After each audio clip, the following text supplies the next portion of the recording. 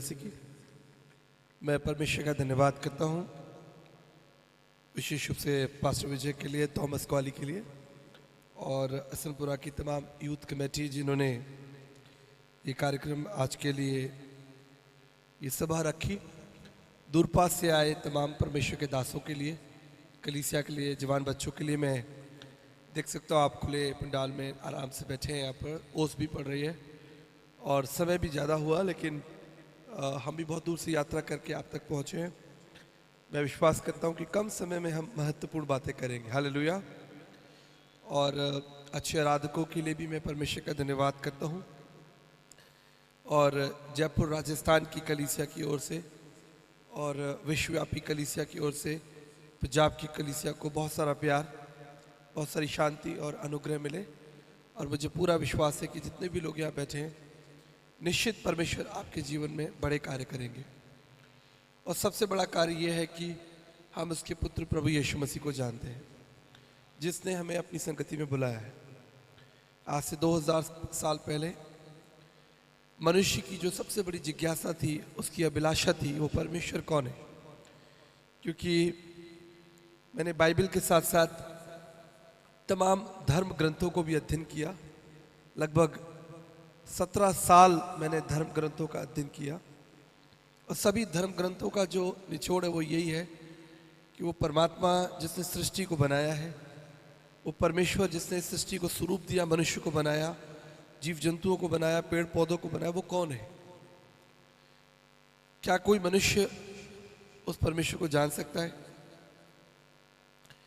आज से 2000 साल पहले मनुष्य की इस जिज्ञासा का अंत हुआ और परमेश्वर मनुष्य बना और हमारे बीच डेरा किया। इस बात को समझ लीजिए कि परमेश्वर मनुष्य बना और हमारे बीच में उतर आया। ये कोई छोटी बात नहीं है। नील आर्मस्ट्रॉन्ग जो पहला व्यक्ति था जो चांद पर गया, अगर यहाँ पर जवान बच्चे हैं जिन्होंने विज्ञान पढ़ा है, नील आर्मस्ट्रॉन्ग वो पहला व्यक्ति था जो चांद पर गया था। जब चांद की यात्रा के बाद वो वापस पृथ्वी पर लौटा, उसे देखने के लिए, मिलने के लिए हजारों लोग पहुंचे। जिससे आज ये संगत आई है, ये संगत तो प्रभु के लिए आई है, वचन को सुनने के लिए आई है। ऐसे ही नील आर्मस्ट्रॉन्ग जब चांद की यात्रा के बाद पृथ्वी पर वापस लौटा, हजारों लोग उसे देखने मिलने के लिए पहुंचे। और सबकी एक ही इच्छा थी कि वो नील आर्मस्ट्रॉन्ग को देखे कि ये पहला व्यक्ति है जो चांद पर चल के आया है, चांद पर 3 दिन 5 दिन रहकर आया है, पहला व्यक्ति। तो बहुत से पत्रकार भी वहां पर थे। तो पत्रकारों ने नील आर्मस्ट्रॉन्ग से एक सवाल पूछा।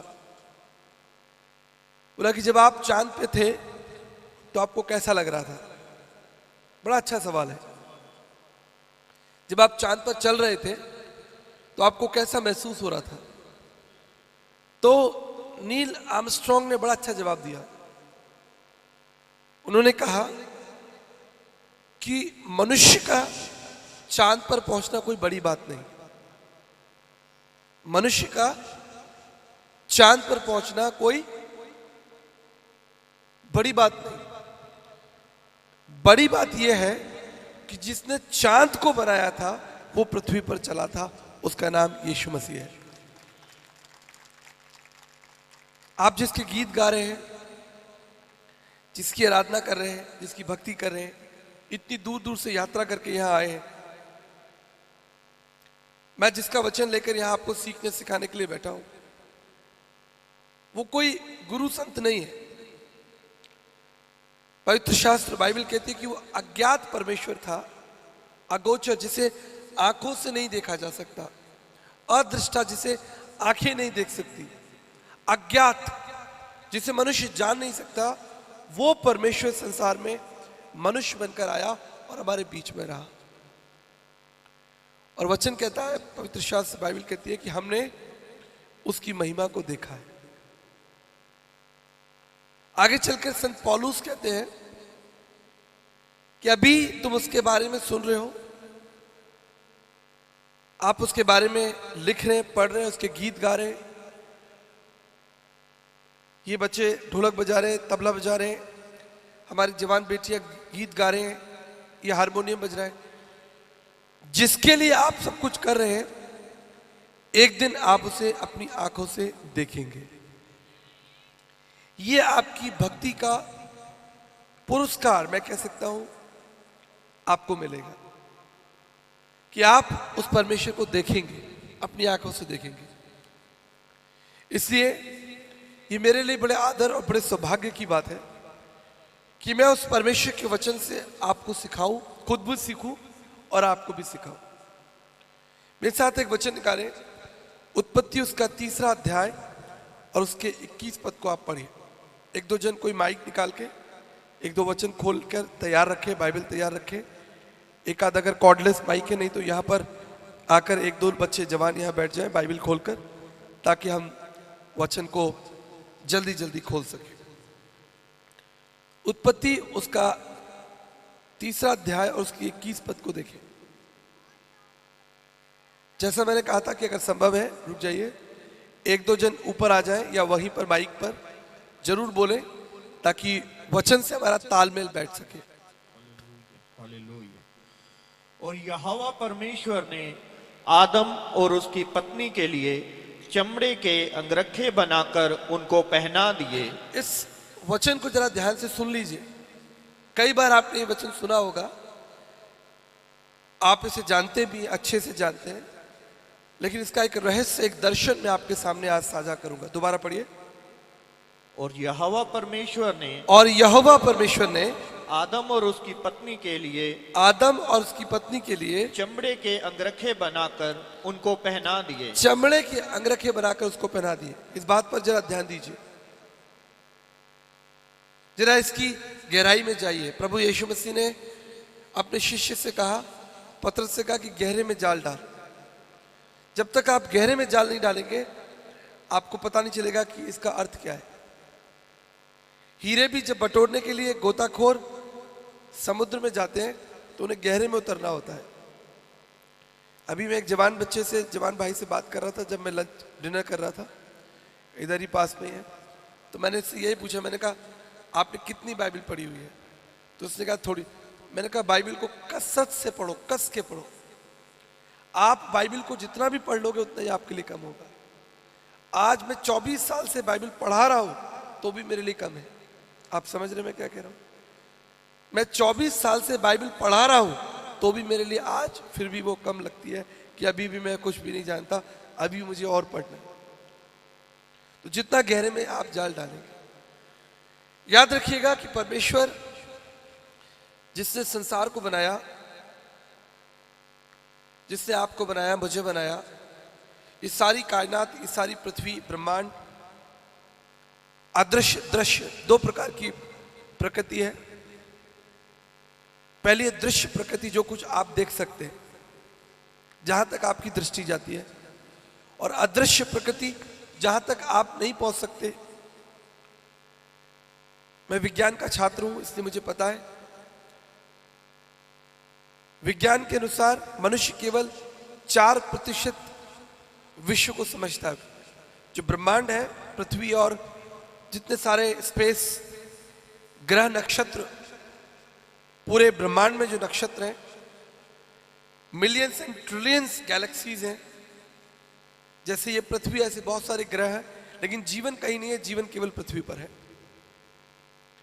ऐसी ना जाने कितने ग्रह नक्षत्र बने चांद सितारों के जैसे। विज्ञान केवल 4% अभी तक प्रकृति को जान पाया है।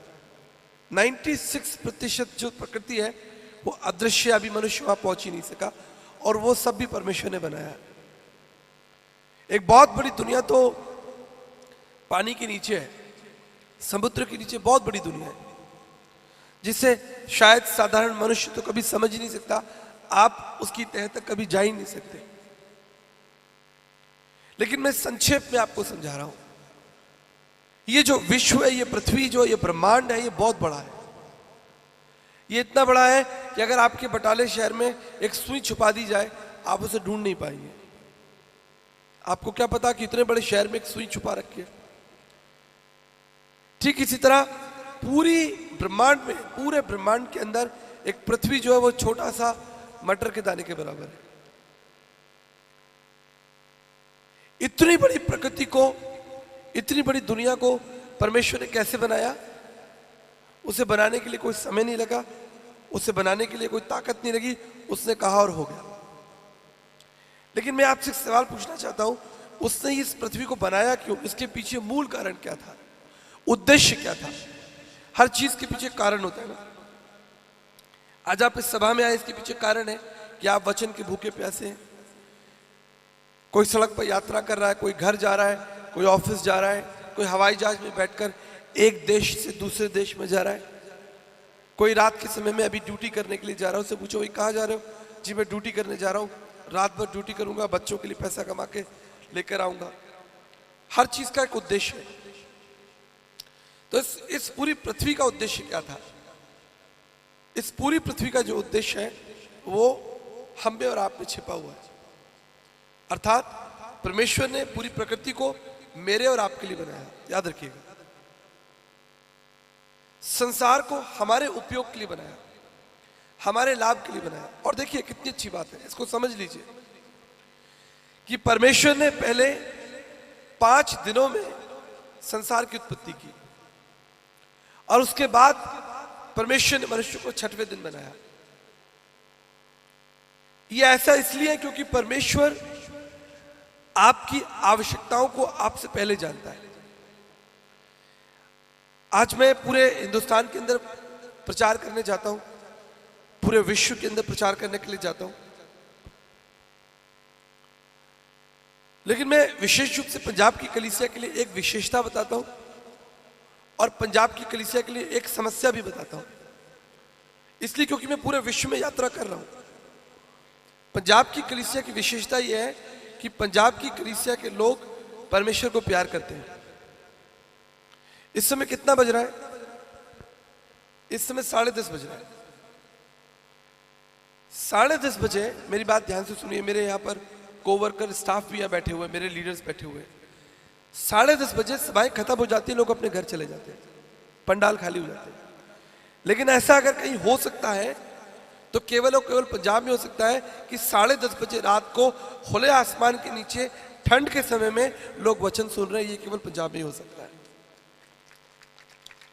दुनिया में कहीं नहीं हो सकता। ना गुजरात में हो सकता, मैं टीवी पे सुनेंगे मेरे बाद में लोग, मैं दावे से कहता हूँ, ना गुजरात में हो सकता, ना झारखंड में हो सकता, ना एमपी में। राजस्थान वाले तो 9 बजे निकल जाते हैं घर।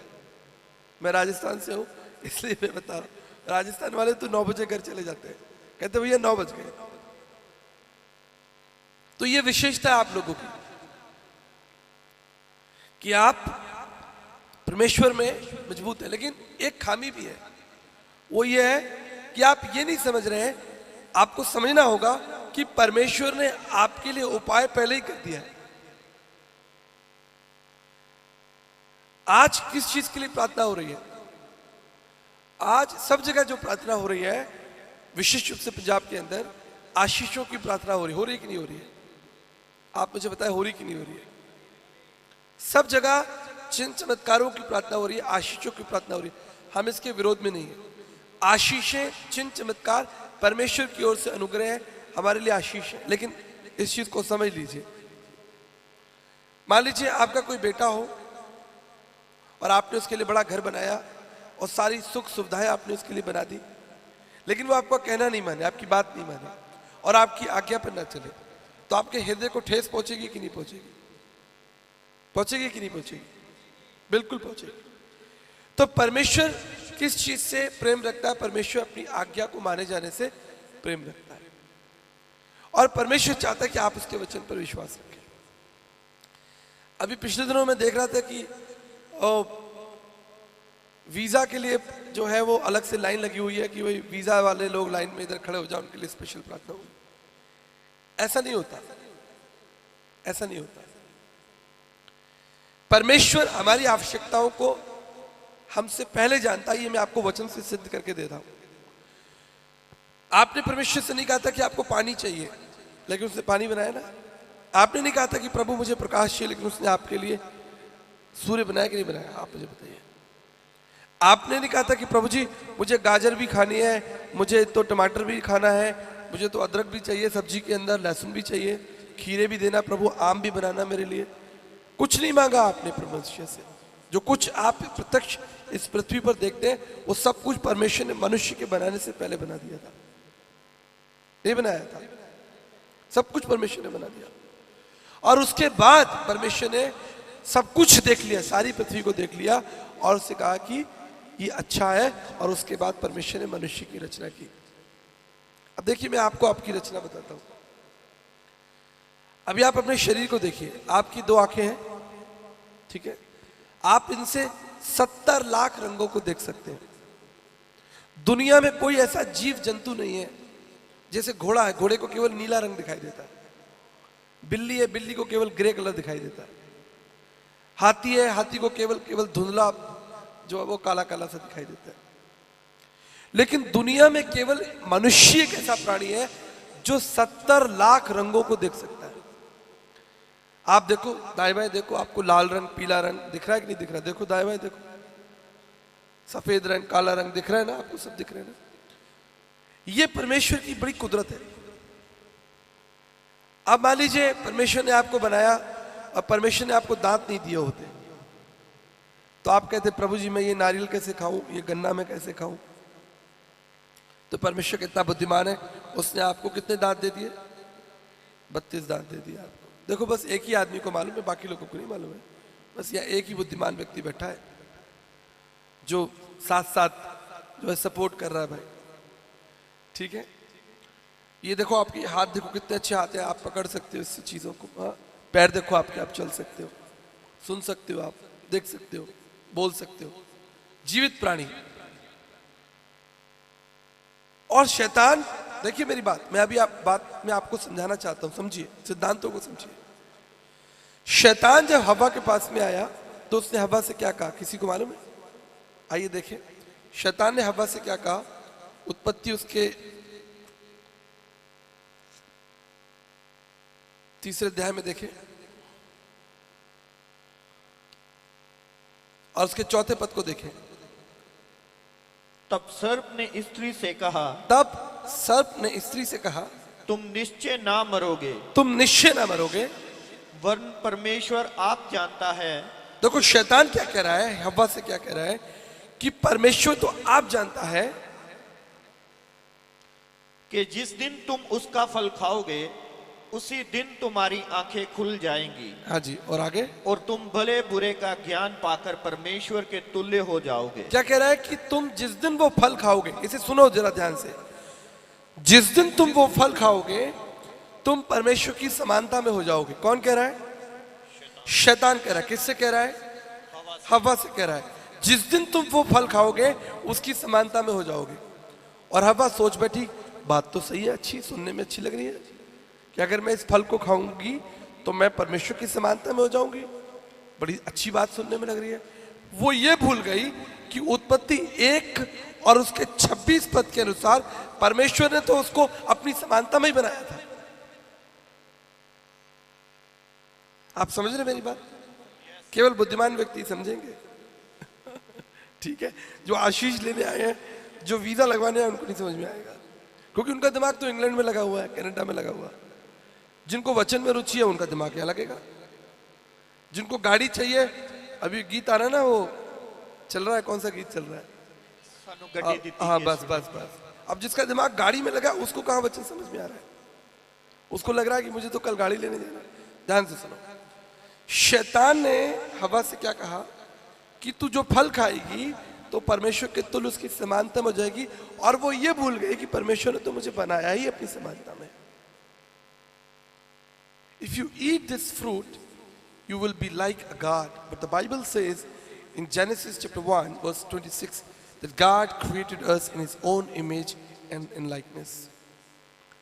शैतान आपके जीवन में कार्य करता है परमेश्वर के वचन के अंदर तोड़ मरोड़ कर, दूसरा कोई तरीका नहीं।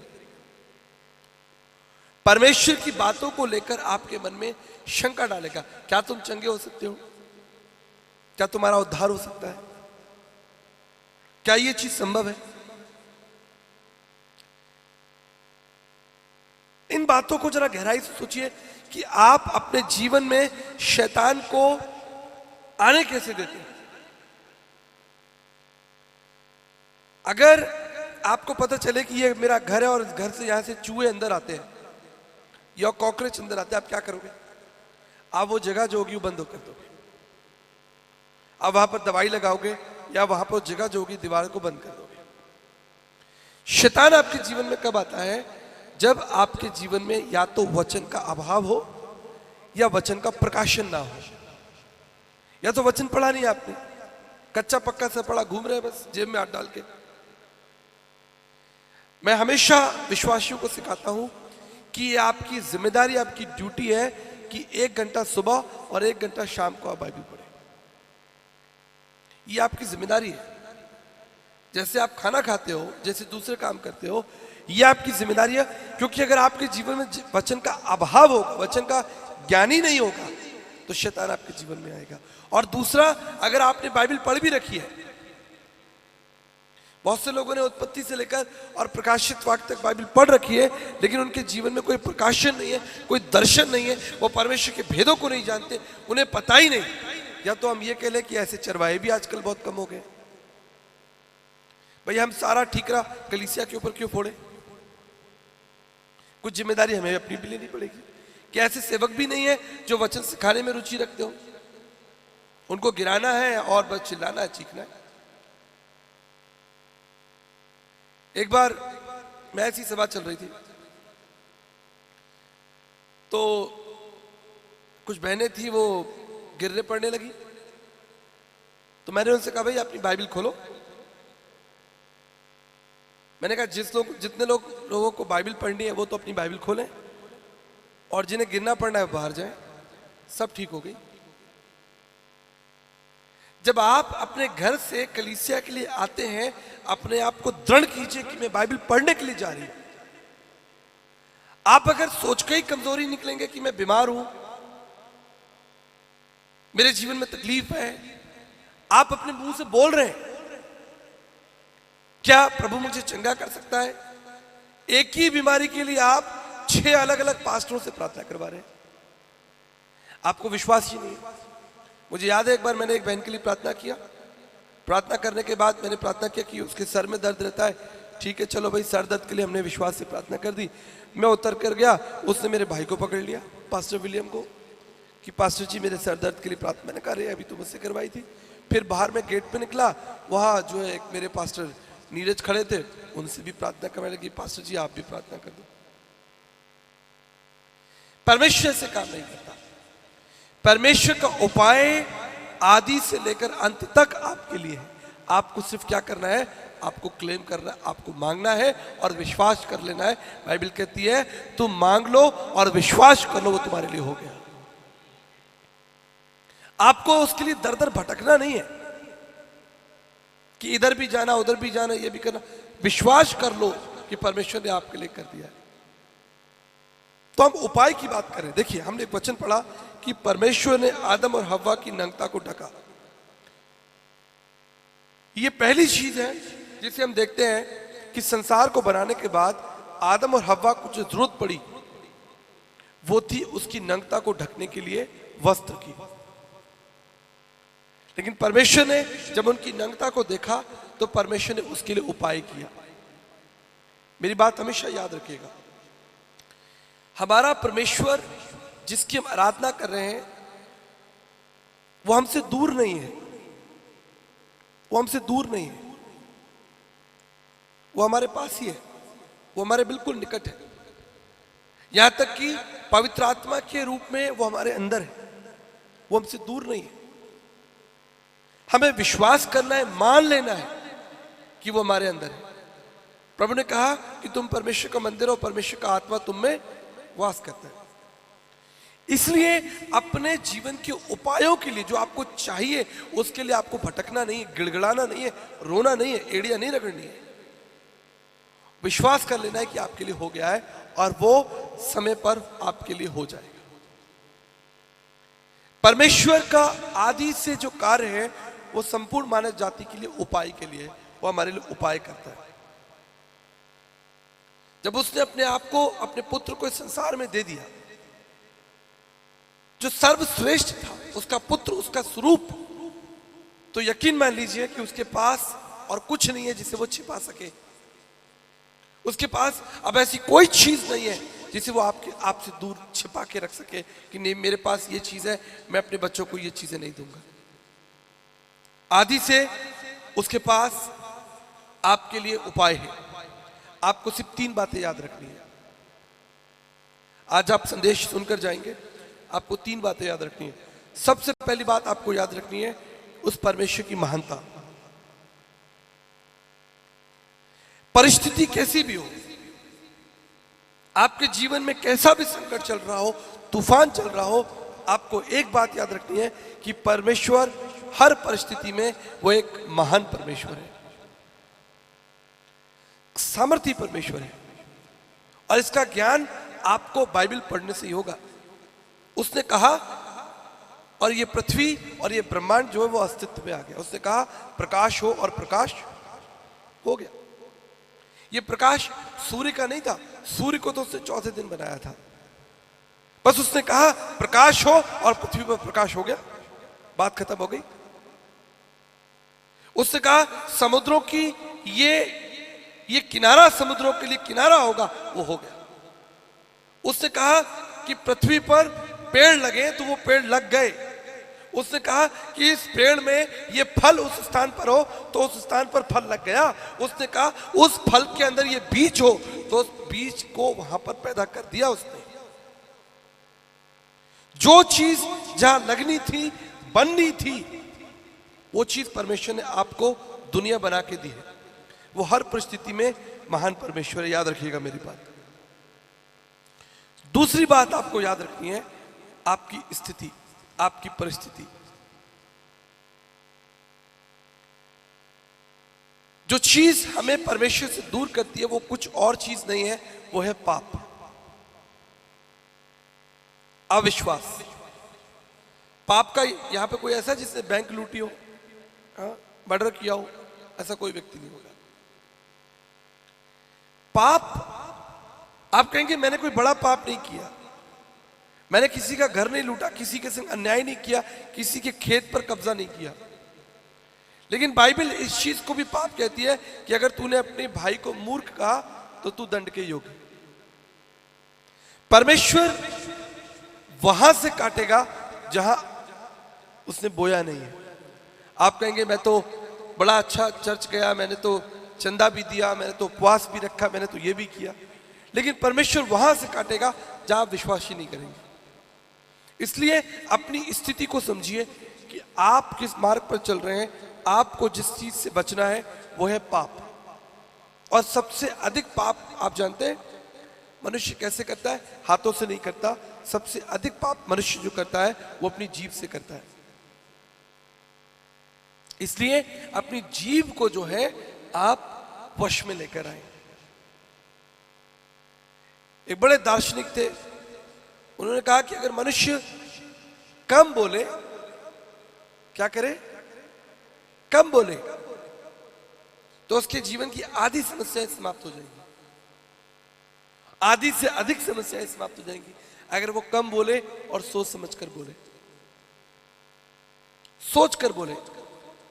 खासतौर पर मैं बहनों को सलाह देना चाहूंगा क्योंकि आप मसीह में मेरी बहन है। मैं सड़क पर चलती हुई महिला को सलाह नहीं दे सकता, लेकिन आप इस आंगन में बैठी हैं, ये इस बात को सिद्ध करता है कि आप मसीह की बेटियां हैं और आप मसीह के वचन को सुनने के लिए आई हैं। इसलिए मैं आपको सीधी सलाह देता हूं, आप कम बोला करें। अपने घर में, अपने पति से, आसपास के लोगों से इस बात को मैं बता रहा हूं, आपको बड़े अनुभव से बता रहा हूं। ये चुगलियां करना, बुराइयां निकालना, कमियां निकालना, द्वेष निकालना, जलन रखना, मुंह से बोलना, अपनी जीभ को वश में करें, आपके पाप क्षमा हो जाएंगे। मेरी बात याद रखिएगा। समय ज्यादा ना हो इसलिए मैं बहुत संक्षेप में समझा रहा हूं क्योंकि सभा लेट शुरू हुई है और हमको जल्दी खत्म भी करनी है। कम बोलने की आदत डालें।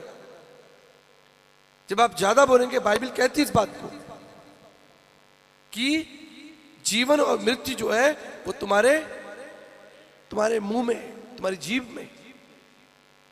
याद रखिएगा मेरी बात। और तीसरी महत्वपूर्ण बात है वो है परमेश्वर की योजना। आप परमेश्वर की महानता को याद रखिएगा कि आपका परमेश्वर महान है। दूसरी, अपनी स्थिति को याद रखिएगा कि जब जब आप पाप करेंगे आप अपने आप को कमजोर, अपने आप को अकेला पाएंगे। ये आदम और हव्वा अकेले रह गए ना। जब परमेश्वर आया, परमेश्वर ने पूछा भाई कहाँ हो, वो छुपने लगे। जब भी आप पाप करेंगे आप अपने आप को कमजोर पाएंगे, अकेला पाएंगे। आप देखेंगे कि मेरे जीवन में कुछ गलत हो रहा है, इसका मतलब आपने पाप किया है। तुरंत आप घुटनों पर आ जाइए। आज सुबह मैं पास्टर साहब से यही बात करता, पास्टर डेनियल से मेरी यही बात हो रही थी सवेरे सवेरे। मनुष्य के लिए सबसे जरूरी है कि वो अपने घुटनों पर आए और परमेश्वर से प्रार्थना करे। हम चलते फिरते प्रार्थना कर लेते हैं, ऐसी प्रार्थना कर लेते हैं, प्रभु तेरा धन्यवाद। लेकिन मैं आपको यकीन दिलाना चाहता हूं, आप अपने घुटनों पर आए और परमेश्वर से प्रार्थना करना शुरू करें। देखिए आपको बल मिलेगा, आपको शक्ति मिलेगी। ये मेरा विश्वास है और मैं दावे से कह सकता हूं। आप घुटनों पर आ रहे हैं, इसका मतलब है स्वर्ग की सामर्थ्य जो है आपके ऊपर उतर रही है। ऐसा हो ही नहीं सकता कि अगर आपने अपने घुटने जो है प्रभु के सामने झुका दिए और परमेश्वर की सामर्थ्य आपके ऊपर ना उतरे। ऐसा नहीं हो सकता। ये मेरे 24 साल का अनुभव मैं आपके साथ साझा कर रहा हूं। मैंने जब जब घुटने टिकाए हैं, परमेश्वर ने मुझे दृढ़ किया है, मुझे ताकत दी है, मुझे हिम्मत दी है और मेरे मार्गों को सरल किया है। परमेश्वर के पास आपके लिए योजना है। और याद रखिएगा, जो अंतिम महत्वपूर्ण बात बताकर आपको मैं यहां से विदा करना चाहता हूं, परमेश्वर आरंभ से ही उपाय करने वाला परमेश्वर था, आज भी वो उपाय करने वाला परमेश्वर है। उसने जब अपने शिष्य को भेजा कि जाओ उस नगर में एक गधा जो है वहां पर बंधा होगा, उसे खोल ले आना, अपने शिष्य को आदेश दिया। तो मतलब याद रखिए, वो गधा वहां पहले से था, वो गधा पहले से वहां था। शिष्य जब वहां गए, वो गधा उनको वहां पर मिला, बंधा हुआ मिला। परमेश्वर उपाय करने वाला परमेश्वर है। आपकी आवश्यकताओं से बढ़कर, आपकी आवश्यकताओं से अधिक वो जानता है। जैसे एक छोटा बच्चा, उसे क्या पता कि अब ठंड आ रही है, लेकिन मां को पता है। मां ने क्या किया, अब आप लोगों ने जितनी माताएं बहनें बैठी हैं, आपने अपना बक्सा खोला और उसमें से गर्म कपड़े निकालना शुरू कर दिए कि नहीं कर दिए। अब आप उसको धूप लगाओगे, तैयार करोगे, भाई अब अक्टूबर आ गया, नवंबर आ गया। बच्चे ने थोड़ी कहा था आपसे कि ठंड आ रही, मेरे लिए रजाई निकालो, गर्म मोजा निकालो, गर्म स्वेटर निकालो, लेकिन आपने सोचना शुरू कर दिया। पिता ने सोचना शुरू कर दिया, भैया बच्चे को नहाना है तो गीजर भी लगेगा, वो रॉड भी लगेगी, ऐसा भी होगा, वैसा भी होगा, सारे इंतजाम करना शुरू कर दिए। ठंड आती तो इंतजाम, बच्चे कहाँ मांगते। एक बार मुझे याद है, मैं अपनी एक घटना बताकर आपको प्रेरणा देना चाहता हूँ। एक बार मेरी बच्ची स्कूल जा रही थी, मेरी 2 बेटियां हैं, स्कूल जा रही थी। उस समय वो 4थी क्लास में थी। तो मैंने क्या देखा, वो स्कूल के लिए तैयार हो गई, यूनिफॉर्म पहनी हुई थी, बड़े अच्छे उसने बाल बनाए हुए थे, बड़ी सुंदर, बड़ी प्यारी लग रही थी। और मैंने उसके लिए दुआ की और दुआ करके मैं उसको स्कूल भेजना था। तभी मेरी नजर पड़ी कि उसका जो जूता है वो थोड़ा सा आगे से कटा हुआ है।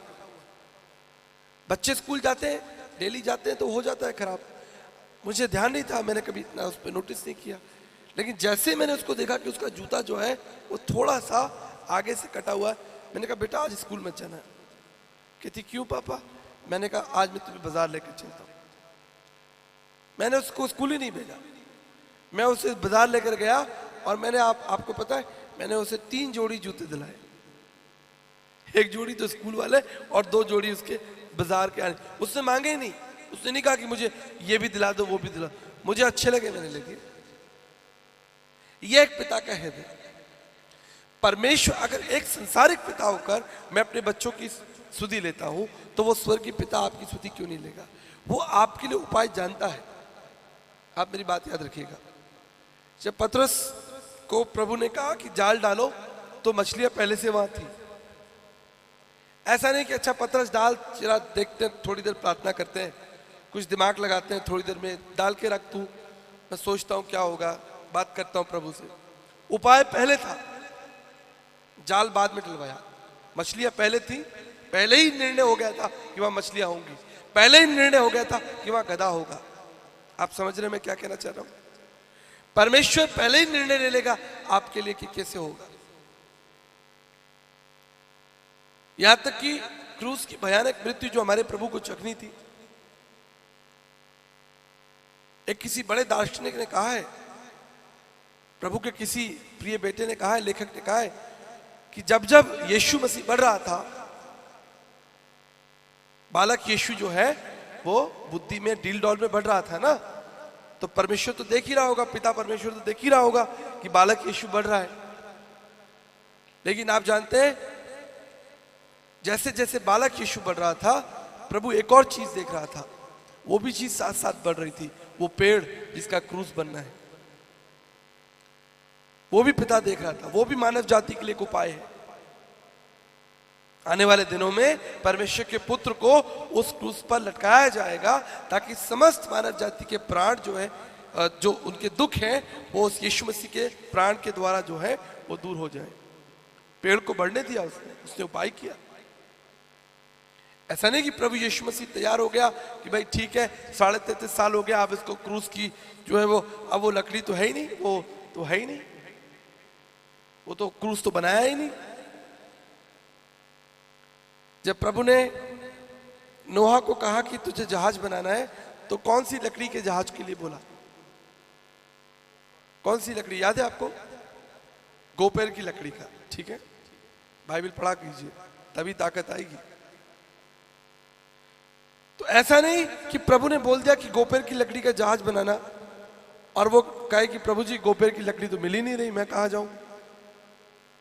प्रभु ने उसे अथाह गोपेर की लकड़ी दे दी जिससे वो जहाज बना। यानी परमेश्वर ने आपके जीवन में जो उपाय आपके लिए बनाए हैं वो रखे हैं। अब दूरी क्या है? दूरी या तो पाप हो सकती है कि पाप की वजह से आप वहां तक नहीं पहुंच पा रहे, या वो चीज आप तक नहीं पहुंच पा रही। इसका भी एक कारण है, हो सकता है, क्यों नहीं हो सकता, बिल्कुल हो सकता है। पाप की मजदूरी मृत्यु है। अगर हमारे जीवन में कोई पाप होगा, कोई बुराई होगी, तो कोई अच्छी चीज जो प्रभु ने अपनी योजना रखी है, अरे ऐसे कैसे आपके हाथ में परमेश्वर दे देगा? उसके लिए पश्चाताप जरूरी है। तो परमेश्वर चाहेगा कि आप पश्चाताप करें तो ये चीज आपको मिल जाएगी। या अभी आप उसके योग्य नहीं है। अब मेरी बेटियां हैं, वो कहे कि पापा जी मैं तो गाड़ी चलाऊंगी, मैं तो कार चलाऊंगी, मैं दे दूंगा। अरे भाई अभी आप 12 साल के हो, 16 साल के हो, अभी नहीं चला सकते। May be it's not a good time for you. आप मांग रहे हो, नहीं मिल रहा आपको, कोई बात नहीं, प्रार्थना कीजिए, वो सही समय ना हो आपके लिए। पहले परमेश्वर आपके जीवन में काट छाट करे, पहले परमेश्वर आपके जीवन में वो आत्मिक बल, वो मैच्योरिटी लेकर आए, तब वो चीजें परमेश्वर। या संभव है कि परमेश्वर के पास आपके लिए कोई दूसरा इंतजाम हो। मैंने परमेश्वर से बहुत सारी चीजें मांगी, मैंने कहा प्रभु ऐसा हो जाए, वैसा हो जाए, प्रभु ने मुझे कुछ और दिया। मैं कह रहा हूं प्रभु मुझे इधर जाना है। अब योना नबी के बारे में आप जानते हैं, प्रभु ने कहा तुझे कहां जाना है? नीनवे जाना है। वो कहां भाग रहा है? तर्शीश भाग रहा है। तो आप परमेश्वर से भाग नहीं सकते। परमेश्वर ने आपके जीवन से जो काम कराना है, या आपको जो देना है, या आपके द्वारा जो काम होना है, वो होगा ही होगा। आपको विश्वास रखना है, धन्यवाद रखना है। और कोई चीज नहीं भी मिली तो उसका भी हल बाइबल में लिखा है। जब शद्रक मेशक अबेदनगो को आग में डाल दिया जाता है तो क्या कहते हैं?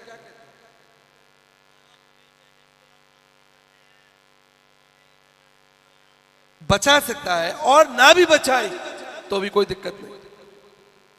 आप परमेश्वर से कोई प्लाट मांग रहे हो, प्रभु जी ये प्लाट मिल जाए, आप तो ये कहो प्रभु तू दे सकता है, ना भी दे तब भी कोई बात नहीं, प्रभु तेरे नाम को महिमा और आदर मिले। हालेलुया। मेरे जीवन में ऐसी बहुत सी गवाहियां हैं।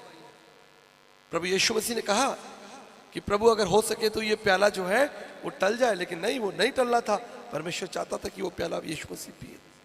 ठीक इसी तरह अगर आपके जीवन में कोई चीज वंचित रह गई है, कोई ऐसी चीज जिसको आप नहीं प्राप्त कर पाए, कोई ऐसा उपाय जो आपके लिए नहीं हुआ, आपको उसके लिए दुखी नहीं मनाना, बल्कि स्वर्ग की तरफ हाथ उठाकर परमेश्वर का धन्यवाद करना है। हालेलुया। आपको कहना है कि हमारा परमेश्वर दे सकता था, लेकिन अगर नहीं भी दिया, वो ये कटोरा, ये प्याला मेरे सामने से नहीं भी हटा, तो भी कोई बात नहीं प्रभु, मैं आपका धन्यवाद करता हूं। समय नहीं है, लेकिन मैं आपको अपनी गवाहियां बताता तो आप हैरान हो जाते हैं। मैंने अपने जीवन में इतनी असफलताएं देखी है, इतनी चुनौतियां देखी, इतनी निराशा देखी है, इतने आंसू देखे, तो भी मैं बाइबल लेके बैठा, तो भी मैं कह रहा हूं कि परमेश्वर महान है, जीवित है, सामर्थ्य है और विश्वास योग्य है। आपको पता नहीं मेरी बाइबल ऐसे के ऐसे नहीं फट गई है। ये देखो पूरा हाथ इसके अंदर चला जाता है, ये ऐसे नहीं फटी हुई है। ये अनुभव है परमेश्वर के साथ चलने का। इसके पन्ने पन्ने ऐसे नहीं तार तार नहीं निकले हुए, एक एक पन्ना इसका बिखरा नहीं है। ये मैं आपको दिखा रहा हूं, ये अनुभव है मेरा इस परमेश्वर के साथ चलने का। मैं जानता हूं 24 साल से मैं इस परमेश्वर की सेवा कर रहा हूं। अगर कोई चीज मिलती है मैं हाथ उठाकर परमेश्वर का धन्यवाद करता हूं, कोई चीज नहीं भी मिलती है तो भी मैं कहता हूं प्रभु मेरी इच्छा नहीं लेकिन आपकी इच्छा पूरी हो। हालेलुया। आज कलीसिया के रूप में मैं आपको चुनौती देना चाहता हूं। 3 बातें याद रखिएगा। परमेश्वर की महानता हर परिस्थिति में, चाहे कुछ हो जाए, लेकिन परमेश्वर महान है। बोले अपने मुंह से अंगीकार करें, कुछ हो जाए परमेश्वर महान है। ये यही नहीं बोलना है आपको, जीवन में जब युद्ध होगा तब बोलना है। मेरी फ्लाइट छूट गई, मैंने कहा कोई बात नहीं प्रभु तू महान है। मेरी बस छूटी, मैंने कोई बात नहीं प्रभु आप महान जीवित हैं। ऐसे बहुत से नुकसान हो गए, मैंने कहा प्रभु कोई बात नहीं, आप जीवित हैं, आप समझती हैं। याद रखिएगा। और निरंतर अपनी स्थिति को, अपनी परिस्थिति को देखते रहिएगा कि मेरे जीवन में कोई ऐसी बात तो नहीं जो प्रभु को अप्रिय हो। क्योंकि आगे तो आप बड़े चले जा रहे हैं, आशीषें तो मांगे चले जा रहे हैं, लेकिन आज्ञाएं कौन मानेगा। अभी मैं प्रार्थना करूं किस किस को आशीष चाहिए, बोलो भाई हाथ उठाओ। सबको चाहिए, सबने। अभी तो मैंने पूरा बोला भी नहीं, फिर भी हाथ उठा दिया लोगों ने। और मैं बोलूं कि जी आज्ञा कौन मानने के लिए तैयार है, आ जाओ मैदान में, तो आज्ञा मानने के लिए जो है फिर तकलीफ है, फिर समस्याएं हो जाती है। तो आज्ञाओं को मानना सीखिए।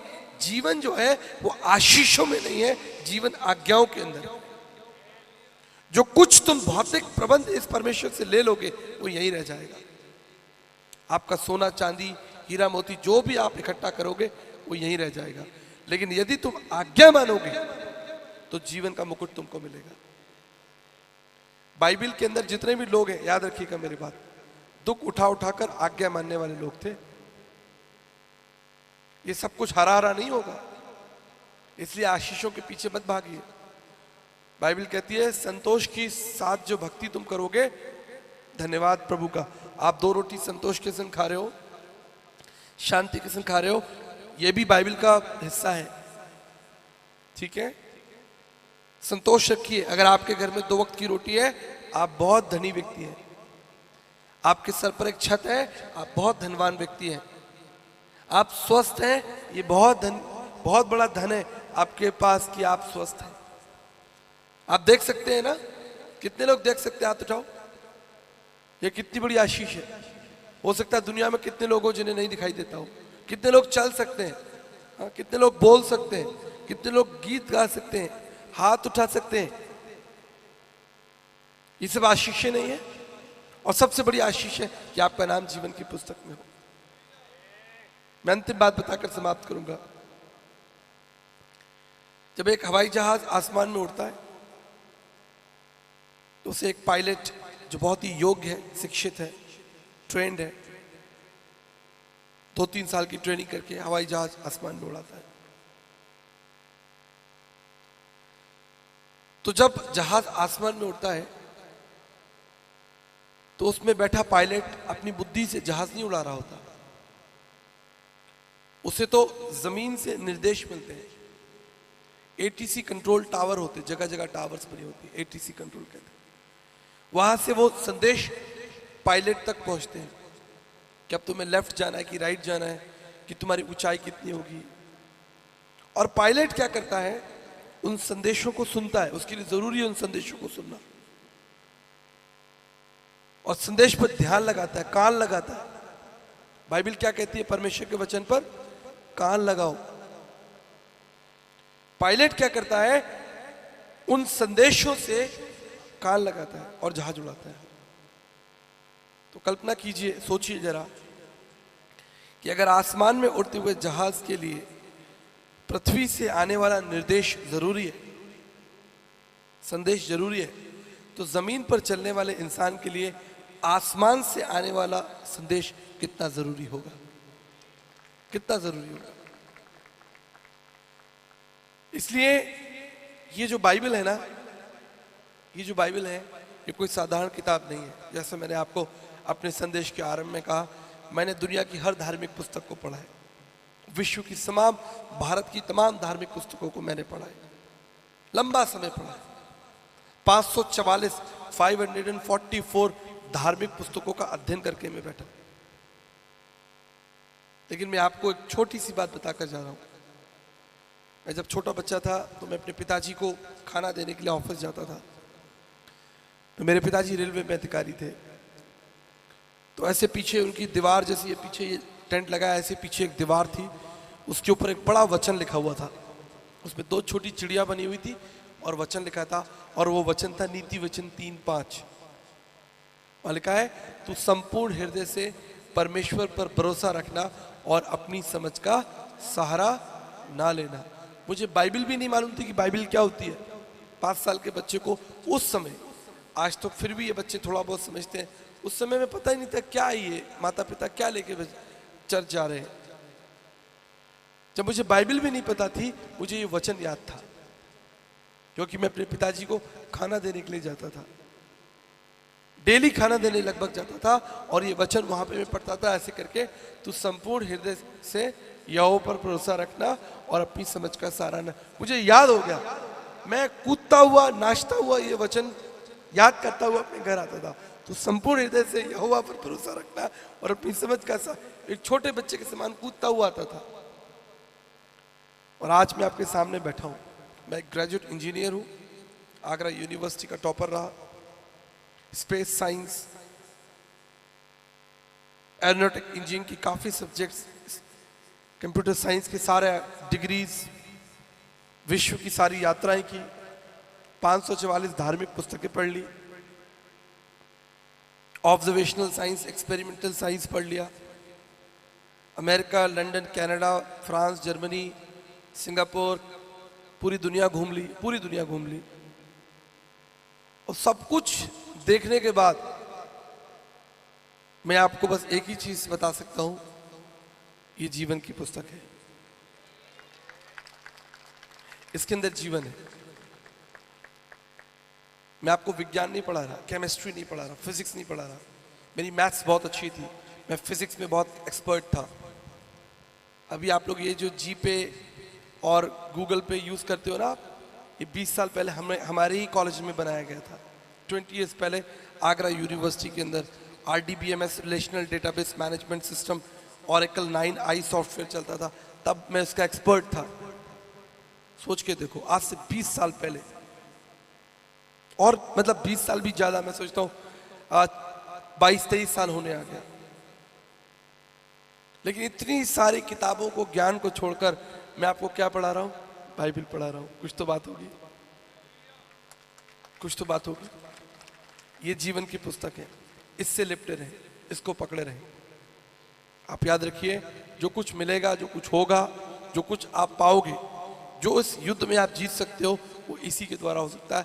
दुनिया में कोई ऐसी पुस्तक नहीं है जो आपके मार्ग को सरल कर दे, क्योंकि इसका बोलने वाला, इसका लिखने वाला जीवित परमेश्वर है। आइए अपनी आंखों को बंद करें, अपने हाथों को स्वर्ग की तरफ उठाएं, प्रार्थना करें। सब लोग अपनी आंखों को बंद करें, अपने हाथों को स्वर्ग की तरफ उठाएं और परमेश्वर का धन्यवाद करें। मांगते तो आप रहते ही हो, प्रभु जानता है कि सब मांगने वाले लोग ही बैठे हैं, लेकिन आज मांगो मत, धन्यवाद दे दो। जो है उन चीजों के लिए धन्यवाद दे दो। आज की सभा में कुछ ना मांगे तो बेहतर ही है। प्रभु कहेंगे चलो एक दिन तो अच्छा हुआ, इन्होंने कुछ मांगा नहीं, धन्यवाद दिया। प्रभु परमेश्वर, में हाथों को उठाकर परमेश्वर आपका धन्यवाद करता हूँ, आपके इन प्रिय लोगों के लिए, इन भाई बहनों के लिए, जवानों के लिए, बुजुर्गों के लिए, बच्चों के लिए। पिता परमेश्वर, आइए घुटनों पर आ जाएं। जैसा मैंने कहा था कि हम घुटनों पर आए, आइए घुटनों पर आए, उस प्रभु का धन्यवाद करें, उसकी महानता के लिए, अपनी स्थिति के लिए, कहीं ऐसा ना हो कि हमारे जीवन में कोई ऐसा पाप हो जो परमेश्वर को अप्रिय हो। अगर आप घुटनों पर आ सकते आ जाइए। प्रभु जी, मैं आपकी स्तुति करता हूँ पिता, आपके नाम को धन और पवित्र कहता हूँ प्रभु। आप आरंभ से उपाय करने वाले परमेश्वर है पिता। आपने सृष्टि को बनाया पिता, आदम और हव्वा की नंगता को ढका पिता। ये इस बात का सबूत है कि प्रभु जी आप हमें कभी नहीं छोड़ते। आपने हमारी हर जरूरत को पिता हमारे मांगने से पहले बनाकर रखा है। आपने वो उपाय पहले से किया पिता। लेकिन प्रभु जी कहीं ऐसा ना हो कि हम इन संसारिक चीज़ों की भागदौड़ में पिता आपकी महानता को भूल जाएं, आपको धन्यवाद देना भूल जाएं, और पिता हम ऐसे पाप जो हमने जाने अनजाने में किए कर लेते हैं प्रभु, उसकी हम क्षमा मांगना भूल जाएं पिता। आज मेरी यही प्रार्थना है प्रभु कि हम अपनी स्थिति को परखें कि हम कहाँ हैं। बुराई करने का आत्मा, झूठ बोलने का आत्मा, क्लेश करने का, ज़्यादा बोलने का, दोष लगाने का, बुराइयां निकालने का। याद रखिए, मैं एक वचन आप सब लोगों को देता हूँ, प्रार्थना हम कर रहे हैं लेकिन एक वचन मैं आपको देता हूँ। पहला तिमुथी उसका 5:8 में लिखा है कि यदि कोई अपने निज प्रजा, अपने घराने की सुधि ना ले तो वो अविश्वासी से भी बुरा हो गया है। प्रभु ने आपको एक परिवार दिया है, माता पिता दिए हैं। अपने माता पिता का आदर करें, अपने बुजुर्गों का आदर करें, अपने भाई बहन का आदर करें। प्रभु से आप ऐसी संसारिक चीज़ें मांगते हैं जो आज है शायद कल खराब हो जाए, नष्ट हो जाए। लेकिन प्रार्थना कीजिए अपने माता पिता के लिए, धन्यवाद कीजिए उनके लिए, अपने बुजुर्गों के लिए, अपने भाइयों बहनों के लिए, जो परिवार में आपके रिश्ते हैं, पति पत्नी के लिए, उन बातों के लिए प्रभु का धन्यवाद कीजिए। जो चीज़ें प्रभु ने आपको दी हैं उनके लिए धन्यवाद कीजिए। जो चीज़ें आपके पास नहीं है, जिनके लिए आप कल्पना करते हैं, प्रभु के समय पर छोड़ दीजिए उन चीज़ों को। प्रभु से कहे, प्रभु जब आपकी इच्छा हो, जैसा आप चाहे मेरे जीवन में करें।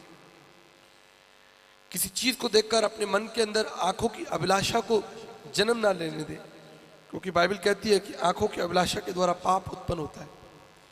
इससे प्रभु जी हम अपने घुटनों पर आते हैं और प्रार्थना करते हैं प्रभु, अपने पापों को मान लेते हैं और आपका धन्यवाद करते हैं प्रभु। और हम जानते हैं जो कुछ आप हमारे जीवन में कर रहे हैं, करेंगे, वो भला उत्तम होगा प्रभु। हमारे लिए ज़रूरी है कि हम आपके वचन को सुने, सीखें, स्मरण रखें, याद करें प्रभु। जब परिस्थितियाँ कठिन हो, जब शैतान हमें घेरे, और विशेष रूप से शैतान जब हमारी परीक्षा ले, वचन के अंदर मिलावट करे, तोड़फोड़ करे, प्रभु जी वचन का प्रकाशन हमारे अंदर हो। मैं प्रार्थना करता हूँ प्रभु अपने भाई बहनों के लिए प्रभु, जैसा हवा बहकाई गई कि यदि तू फल खा ले तो तू परमेश्वर के तुल्य हो जाएगी, वो बहका दी गई प्रभु, क्योंकि हवा तो पहले से ही आपकी समानता में थी प्रभु। तो कहीं ऐसा ना हो कि शैतान हमारे जीवन में प्रवेश करे और हमें बहकाए, हमें गिराए। हमारी यही प्रार्थना है प्रभु कि हम आप में और समर्पित हो और बलवंत हो, और प्रभु सब बातों में उन्नति करते जाएं। धन्यवाद करते प्रभु, सारी महिमा आपको देते हैं। आइए अपने कदमों पर खड़े हो, अपने हाथों को स्वर की तरफ उठाएं।